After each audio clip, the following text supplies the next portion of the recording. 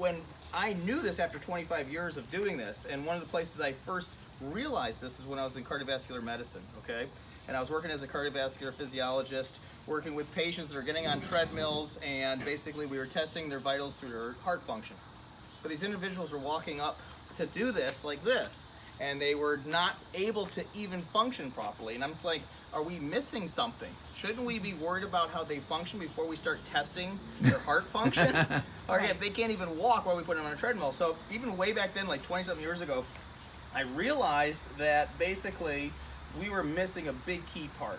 And then through working in physical therapy for so many years, no one really focuses on the 4 basic functions of our lower body, which is the way we stand, the way we walk, the way we hinge, which is bend, and the way we squat or go to sit down. And we jump right into all these different exercises and therapies without realizing, is there a problem with the way we function that way? Right. So then I went and said, well, what is optimal? And so when I started doing research, believe it or not, there's tons of studies out there that basically said what optimal foot placement is, what we should be contacting the ground with, what our angles of our ankles should be, and how our body should align with those things, okay? But there was no devices out there. There was nothing to actually do all this science on. So I said, okay, so let's take this science, and we took it, and basically the first thing I focused on was, okay, let's start with the foot. The foot contacts the ground in 4 places. It's a heel strike, gate point, okay, contact. There's an outer ball contact, an inner ball contact, and then there's a toe contact. So we actually engage with the ground in 4 places. But most devices that are on the market are flat.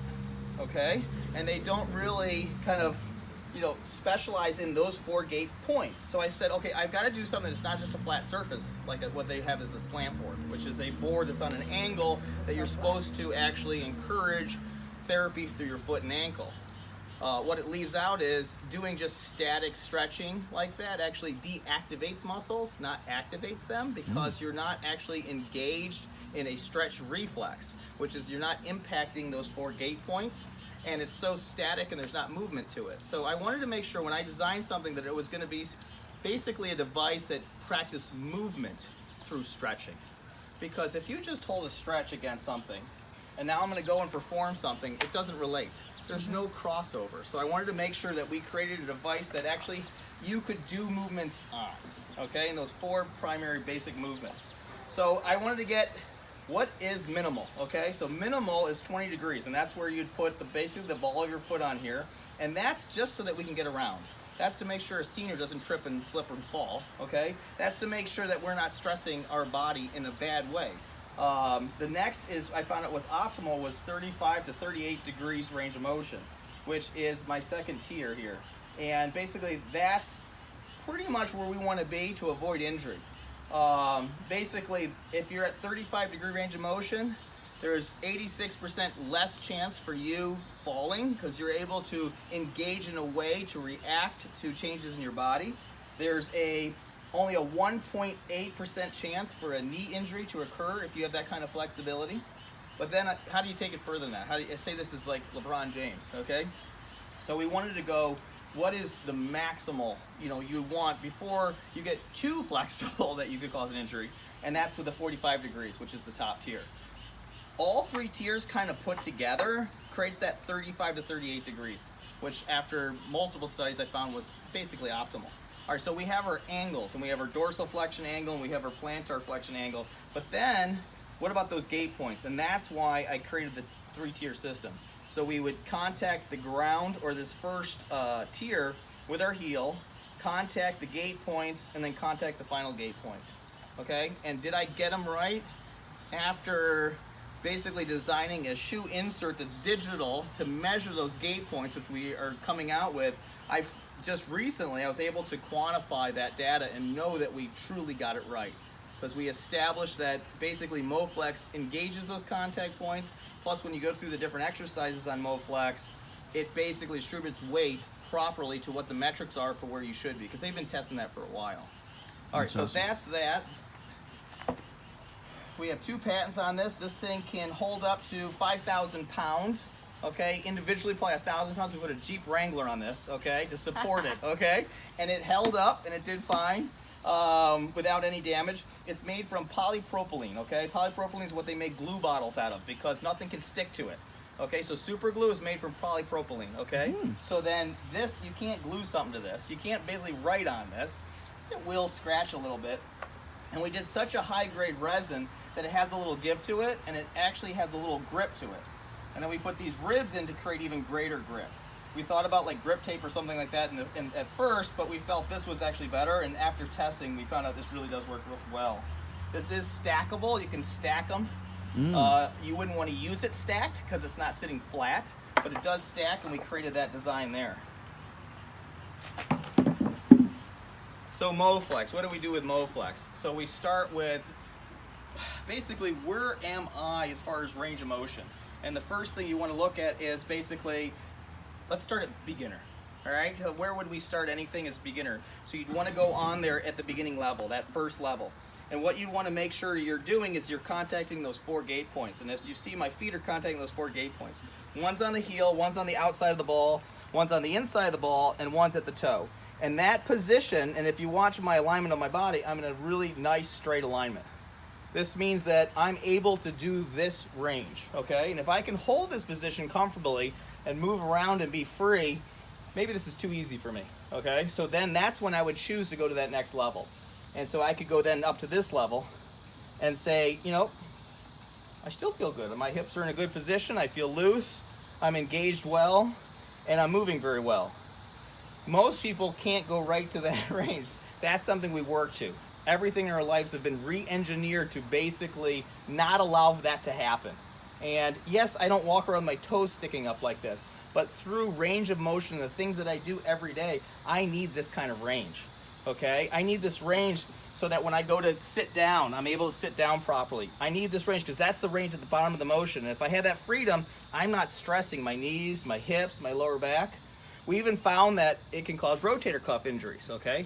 Because a lack of flexibility in the opposing ankle causes a distribution of stress that leads up and crosses the body to that shoulder. You're actually going to be leaning in with your shoulder, not have the flexibility you need in your hips to allow that shoulder to move freely. So when we were testing it with pitchers, we found out quickly that this is actually being translated to shoulder injuries. Also, flexibility in our feet. When my feet are tight, I end up holding a different posture or my hips come back. And a lot of people, when they go to get on this, they realize that their hips end up extending back like this. And when your hips extend back, what happens to my head? My head goes forward, or I have forward head or kyphosis. All these postures cause headaches, cause neck issues, shoulder issues, you name it. And one of the things Moflex does is as soon as you get into that position, it teaches you to stand up straight. And we've been told to stand up straight since we were kids, right? Or sit up straight, okay? So the most important thing that we have to do in life and we don't focus on is how about just standing still? Do I stand right, okay? And we all say to be healthy, go and do treadmill or walk on a treadmill, do yoga, do whatever, get active. Well, what if I can't even stand properly? Why should I start moving, okay? But once you figure out how to stand properly, and that's what this will do, it'll allow you to relieve that stress, and it forces me to correct my posture. It forces me into a proper standing position.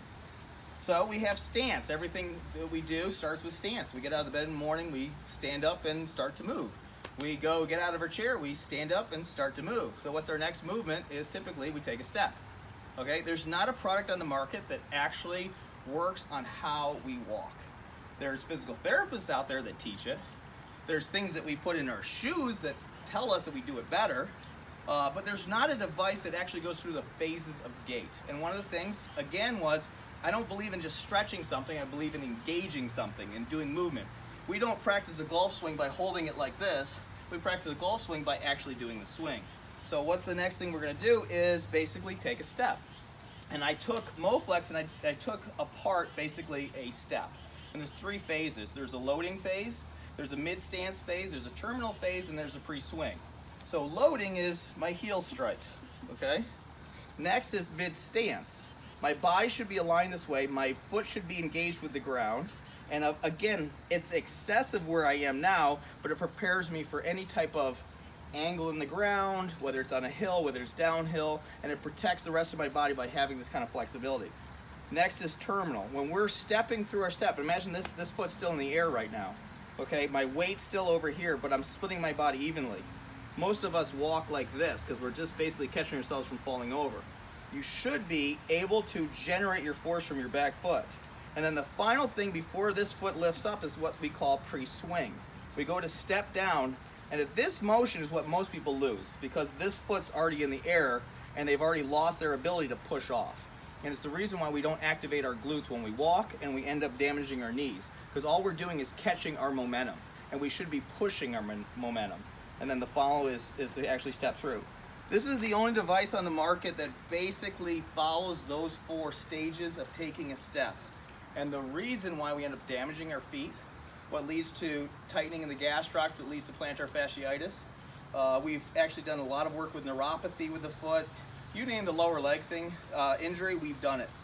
And we've worked with it and fixed it in most cases. So we have standing, we have gait, okay? So there's our first 2 functions. We have 7 primary functions in the human body, and I'm gonna get to 5 of them. Next one is hinging. How do we bend over to pick something up? Most people do this. Most people reach like this. And you see that spine, my curve, my stress, my hips, not good. The great thing about using Moflex is it forces me to hinge. And when we hinge, we should be counterbalancing our weight. My other product, Activation 360, one of the first things we do on that machine is learn to hinge. How do we reach for something? How do we actually perceive our body in space when we reach? And this is as simple as, touching our toes or just moving our hips. What's really great, when the ankle is dorsal flexed, it forces a hinge. When it's not, I bend forwards and my weight's distributed in the front of my foot, which stresses my knees and my lower back. When I'm on Moflex and I hinge, it creates that hinging motion. So then when I go to practice in life, I practice that now. Now I'll hinge correctly because I know my hips want to do that. Your body subconsciously starts to learn how to move properly. And that's why Moflex improves the way someone moves. So we have hinging there, okay? The next thing we have is basically squatting down or sitting down, which is really something we do all the time during the day. And to properly do that, we should be shifting our weight to our heels. Most of us go to sit like this and then back into a chair. What we should be doing is hinging and then squatting down into a chair, okay? Probably the chair's not that low. But basically you have to have that ability, because at the bottom of that motion, I need to be able to dorsiflex enough to sit properly and engage that. And if I'm just going low or changing my stance, if it's in sports, I need that athletic kind of squat. If it's just in regular everyday, how I sit. You see so many people plop into a chair, use their hands in a chair, all these different basic functions. And one of the things I usually do on this is the other side, or what we call the reverse side, this slacks the ankle for all the motions I just did. So if you were to use this side, it makes doing motion very easily. So when I go to do it like a squat motion, my ankles didn't have to work there. It makes it very easy for me. And we'll go through that one in a second. But those are 4 motions that we see and use every day. Any other lower body motion that we do starts with those 4 motions. Then there's rotation. That's the 5th primary function.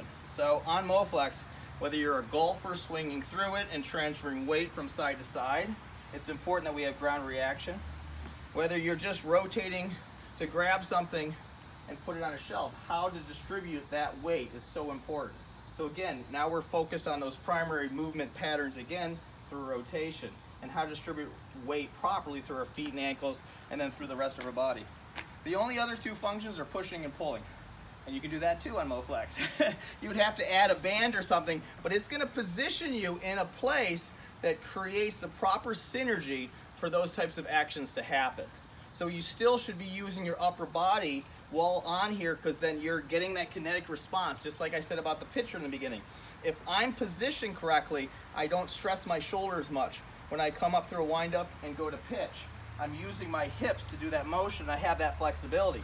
If I don't, and I'm limited flexible, my hip doesn't turn with me, and then my arm ends up getting strained. And that's just for pitching. Just typical rotator issues is because, number 1, static posture is bad, and this will help with that, which will correct the shoulder. So Moflex basically can enhance any motion that's out there. It can rehab, it can prehab, it can create a better environment for any movement that someone does, or any sport. That's Moflex. So, can I